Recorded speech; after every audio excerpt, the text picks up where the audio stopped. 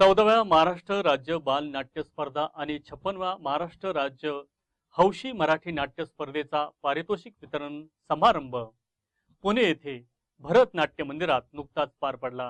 पुणे शहर, पिंपरी चिंचवड, सातारा, सांगली, कोल्हापूर आणि सोलापूर या केंद्रावर पार पडलेल्या स्पर्धांचा बक्षीस समारंभ नरेंद्र आमले, सुहास वाळुंजकर, शुभांगी दामले, विश्वास देशपांडे, सुहास जोशी, डॉक्टर जोशी, पौर्णिमा गानू, प्रभाकर भावे, सुरेश जाधव यांच्या हस्ते पार पडला। अखिल भारतीय मराठी नाट्य परिषद तळेगाव शाखेचे अध्यक्ष सुरेश धोत्रे, सुरेश दाभाडे आणि राजेश बारणे आदी जण उपस्थित होते। अखिल भारतीय मराठी नाट्य परिषद तळेगाव शाखेच्या नैना डोळस यांनी लिहिलेल्या हॅलो ब्रदर्स या नाटकाला प्रथम क्रमांकाचे बक्षीस मिळाले।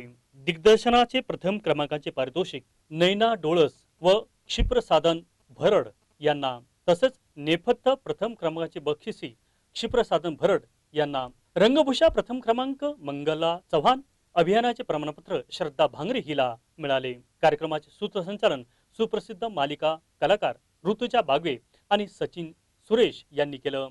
सुप्रसिद्ध नाट्य अभिनेत्री लीना भागवत यांनी दिग्दर्शित केलेल्या विनोदी कार्यक्रमाने समारंभाला रंगत आणली।